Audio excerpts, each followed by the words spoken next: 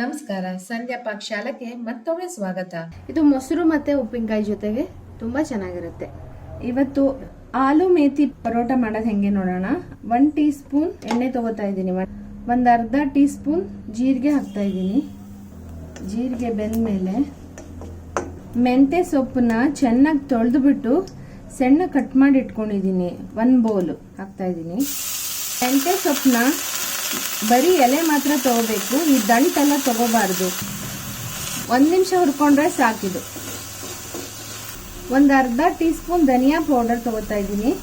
1/4 tea spoon ಅರಿಶಿನ, ಒಂದು ಅರ್ಧ ಟೀ ಸ್ಪೂನ್ ಶುಂಠಿ ಬೆಳ್ಳುಳ್ಳಿ ಪೇಸ್ಟು, 1/4 ಟೀ ಸ್ಪೂನ್ ಮೆಣಸಿನ್ಕಾಯಿ ಪುಡಿ, ಒಂದು ಅರ್ಧ tea spoon garam masala powder ಎಲ್ಲನ ಮಿಕ್ಸ್ ಮಾಡ್ಕೊಂಡ್ಬಿಡೋಣ.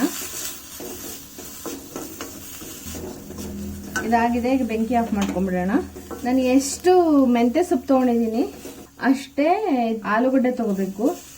ನಾನು 1 ಬೌಲ್ ಆಲೂಗಡ್ಡೆ ತೊಗೊಂಡಿದ್ದೀನಿ. ಬೆಂಕಿ ಆಫ್ ಮಾಡಿಕೊಂಡು ಆಲೂಗಡ್ಡೆ ಮಿಕ್ಸ್ ಮಾಡಬೇಕು. ಮಿಕ್ಸ್ ಮಾಡ್ಕೊಳ್ಳೋಣ.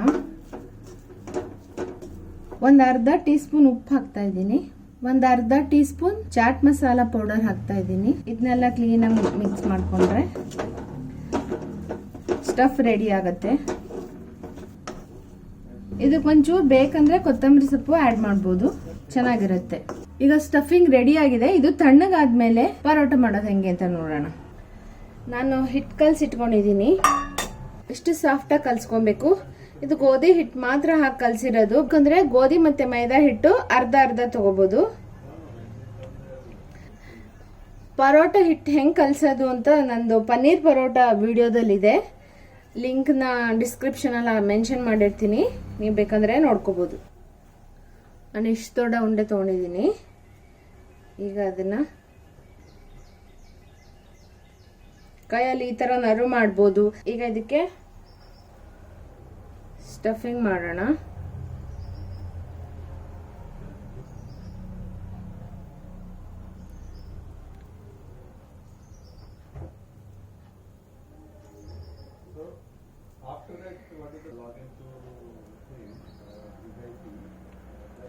ಈ ರೀತಿ ಫಿಲ್ ಮಾಡ್ಕೋಬೇಕು. ಒತ್ತಬಾರ್ದು, ಇದನ್ನ ಜಸ್ಟ್ ಹಿಂಗ್ ಮಾಡ್ಬೇಕಷ್ಟೆ. ಇಲ್ಲಾಂದ್ರೆ ಇನ್ನೊಂದ್ ತರ ಮಾಡ್ಬೋದು. ಹೆಂಗೆ ಅಂದ್ರೆ ಸ್ವಲ್ಪ ಲಟ್ಸ್ಕೊಳ್ಳೋಣ. ಈಗ ಇದಕ್ಕೆ ಸ್ಟಫ್ನ ಫಿಲ್ ಮಾಡೋಣ. ಫಿಲ್ ಮಾಡಿಬಿಟ್ಟು ಇದು ಜಸ್ಟ್ ಹಿಂಗ್ ಮಾಡಿದ್ರೆ ಆಯ್ತು.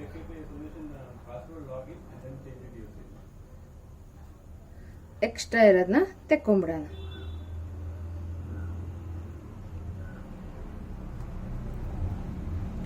ಇದನ್ನ ನೀಟಾಗಿ ಹಿಂಗೆ ಮಾಡಿ ಒಂದ್ಸಲ ಪ್ರೆಸ್ ಮಾಡೋಣ. ಇದನ್ನ ಗೋಧಿ ಹಿಟ್ಟಲ್ಲೇ ನಾನು ಇದು ಲಟ್ಸಕ್ಕಿಂತ ಮುಂಚೆ ತವಾ ಕಾಯಕ್ಕೆ ಇಟ್ಕೋಬೇಕು. ಇದನ್ನ ಒಂದ್ಸಲ ಕೈಯಲ್ಲಿ ಈ ರೀತಿ ಪ್ರೆಸ್ ಮಾಡ್ಕೋಬೇಕು.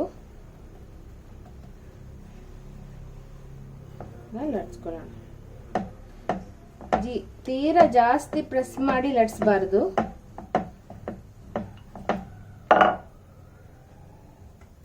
ಬೇಕಂದ್ರೆ ಒಂದ್ ಸ್ವಲ್ಪ ಗೋಧಿ ಹಿಟ್ಟು ಹಾಕೊಳ್ಳಿ.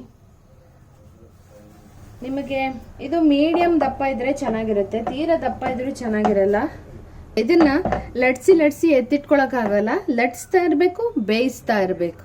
ರೆಡಿ ಆಗಿದೆ. ಪರೋಟ ಬೇಯಿಸೋದು ಹೆಂಗೆ ಅಂತ ನೋಡೋಣ.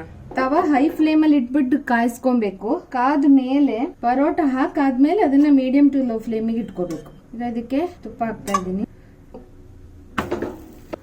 ಇದೊಂದ್ ಸ್ವಲ್ಪ ಬೇಯಬೇಕು. ಬೆಂದ ಮೇಲೆ ಮಗ್ಚಾಕೋಣ. ಈ ಕಡೆ ಬಂದಿದೆ. ಒಂದ್ಸಲ ಟರ್ನ್ ಮಾಡಾದ್ಮೇಲೆ ಇದಕ್ಕೆ ತುಪ್ಪ ಹಾಕೋಣ.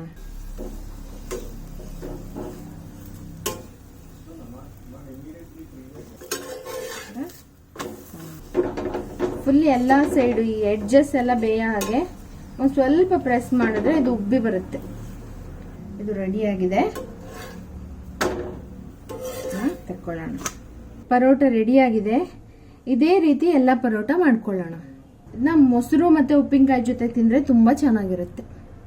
ಅದ್ರ ಮೇಲೆ ಸ್ವಲ್ಪ ಚಾಟ್ ಮಸಾಲ ಉದುರಿಸ್ಕೊಂಡು ತಿನ್ಬಹುದು. ರುಚಿ ರುಚಿಯಾದ ಆಲೂ ಮೆಂತೆ ಪರೋಟ ಮಾಡ್ಕೊಂಡು ನೀವು ತಿನ್ನಿ. ಇಷ್ಟವಾದ್ರೆ ಲೈಕ್ ಮಾಡಿ, ಶೇರ್ ಮಾಡಿ, ಕಮೆಂಟ್ ಮಾಡಿ. ಏನಾದ್ರು ಡೌಟ್ ಇದ್ರೆ, and please subscribe my channel. Thank you for watching.